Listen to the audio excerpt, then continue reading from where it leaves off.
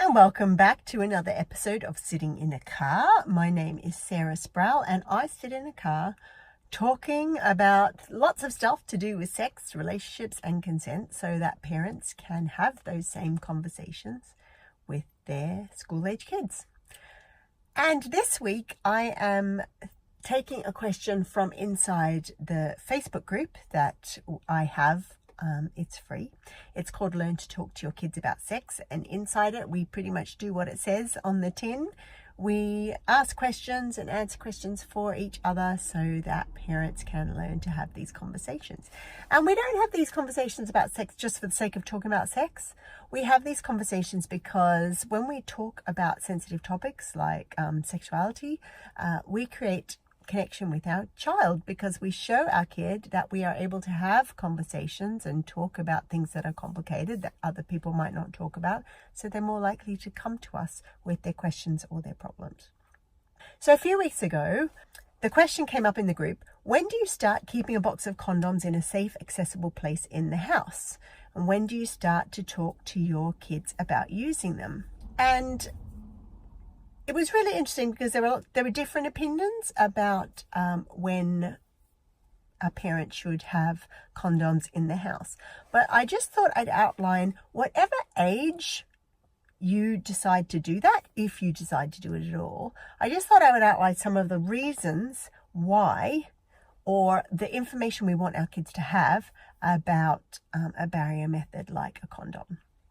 So the first thing we want to do is normalize condoms for our kids, because if we are a parent who wants our kids to have information and skills and abilities that keep themselves safe and healthy, then certainly learning about barrier methods. It doesn't matter what gender your kid is, whether they have a penis or they don't have a penis, knowing about barrier methods are really important, because that is one way to protect ourselves from unwanted and unnecessary disease. So having a condom around or talking about condoms in a house normalizes condoms. It also allows us, if we decide to talk about condoms in our house way before they're needed, so when our child is between 6 and 9, for example, it's a great opportunity to do it because they're not going to feel icky and embarrassed about it, because kids that age just aren't embarrassed about anything really. They haven't developed that squick factor yet. So you're normalizing things before they get embarrassing. Another point to make is that when you are talking about condoms, or you have condoms around your house, that you're talking about them not just to do with contraception, or, reducing the chance of pregnancy, but you're also talking about them in the context of disease prevention. When you have condoms around your house, it gives the young person opportunity to have a go at feeling what they're like. They might have a practice of opening them up, unrolling them in the packet, having a play with them, making a water balloon with them. And while this might seem highly inappropriate, I will acknowledge that all of you are probably feeling completely squicked out about this.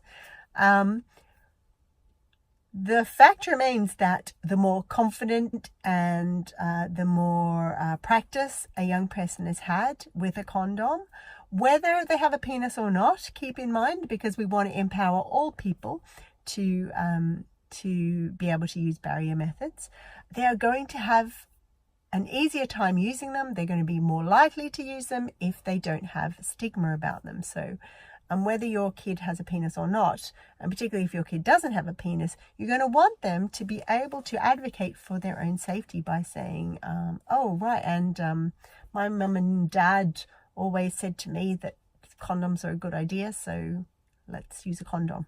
Yeah. And that ability to have a conversation like that with a possible intimate partner does not come from just a once-off, you should use condoms. That is something that gets layered on, and the confidence builds as our kid has an opportunity to talk about condoms early and often. Having condoms in your house is going to give you a chance, or your child a chance, to perhaps use condoms with their masturbation. So we haven't probably yet talked about masturbation here on this Sitting in the Car, but I will do that in another episode. But getting okay with masturbation is a really important sort of step in a young person's development, because masturbation allows them to get to know what their body is like and what feels good on their body. And when we know what feels good on our body, then we're more able to ask that of a person that we're being intimate with. And finally, having condoms in your house is going to be useful for if and when you're older young person. So we're talking much older than what 6 or 9, much older.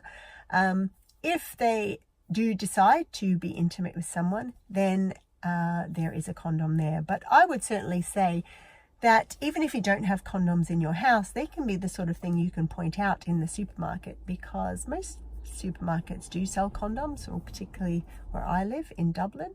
So if you're doing the supermarket shop with your tween kid, then you can point out, oh look, they sell condoms in this supermarket. That's good to know. And you don't need to get a response from them. You can just keep pointing it out, okay? And that way then they're going to get independent, and if there comes a point where they want to be intimate with someone, then they know where to go. That's it really. So that was answering a question that came from the private Facebook group called Learn to Talk to Your Kids About Sex. And if you're not part of that group, feel free to go on over to Facebook and request an entry. It's a private Facebook group, so no one can see what we talk about in there. And some people find that really useful, because you're not just learning from any questions that you might have, but you're also learning from other people's questions in the group. So I'll see you around. Thanks for sitting in a car with me for another week.